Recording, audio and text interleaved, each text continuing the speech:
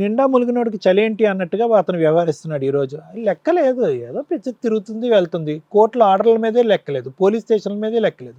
ధైర్యంగా ఈ అమ్మాయి ఉంది ఆ అమ్మాయి ఉంది అని చెప్పి పోలీస్ స్టేషన్లోకి వెళ్ళి మాట్లాడినోడిని ఎంత పోరాటం చేస్తే కనుక ఆ మనిషిలో ఒక కనువిప్పు కలుగుతుంది. ఎన్ని ఇలాంటి వేదికల దగ్గర కూర్చుని మనం మాట్లాడితే అతనికి ఒక అవగాహన వస్తుంది, ఆలోచన వస్తుంది.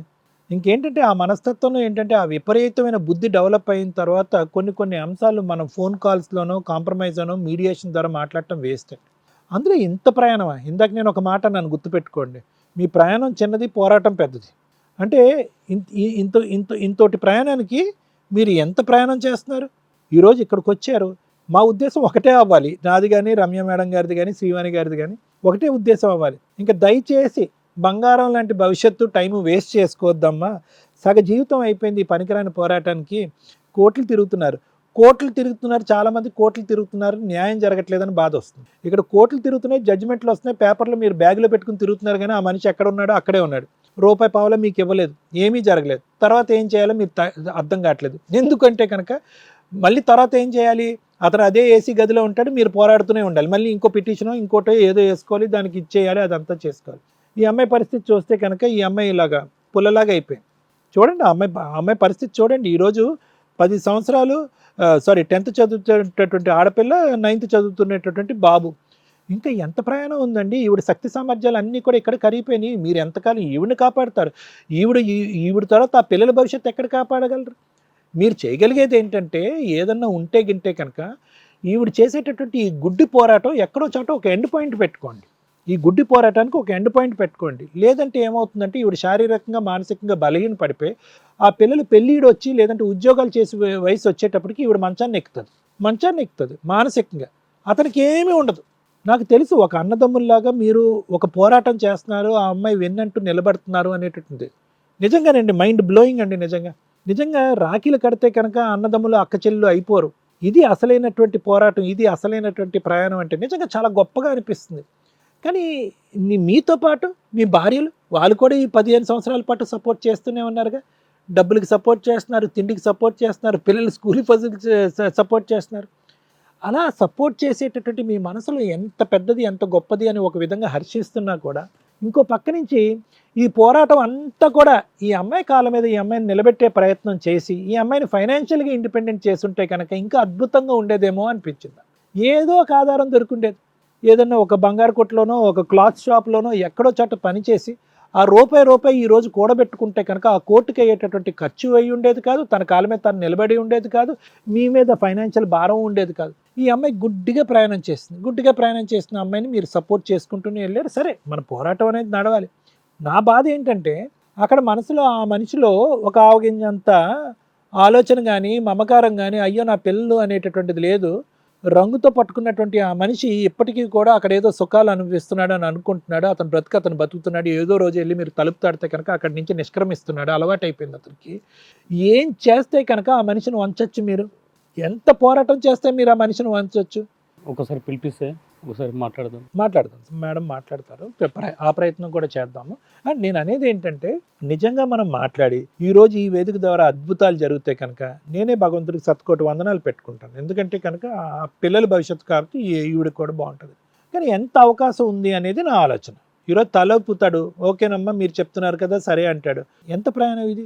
ఎన్ని సంవత్సరాల ప్రయాణం? ఇక్కడ మేము మాట్లాడటం ద్వారా అతను మనసు కరిగి ముందుకు వస్తాడు అనేటటువంటి అంశం ఎంత ఇంపార్టెంటో నేనేమంటున్నానంటే ఇక్కడ ఈవిడ్ని మానసికంగా బలపరచండి అని నేను రిక్వెస్ట్ చేసుకుంటున్నాను ఈరోజు.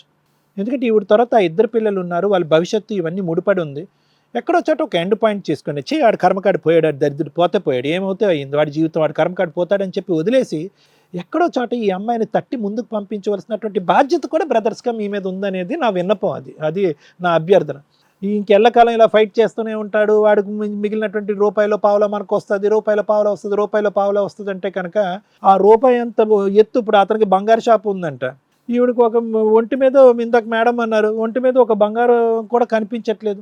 అంతా కూడా ఇక్కడ అక్కడ తీసి అమ్మి తాకట్టు పెట్టుకుని ఫీజులకి గీజులకి అవే పోయిందిగా. ఎక్కడ పోతుంది ఈ జీవితం?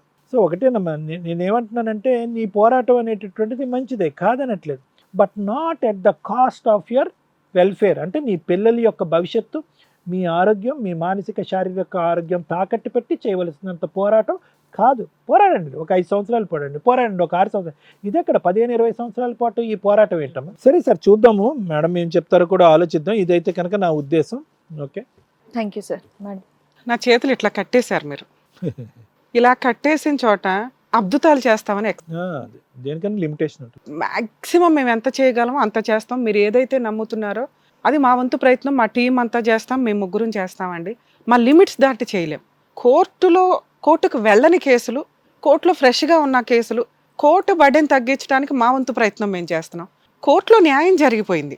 కోర్టులో న్యాయం జరిగిన తర్వాత మేము వాటిని మారుస్తూ ఏవో అద్భుతాలు చేస్తామంటే కొంచెం కష్టం.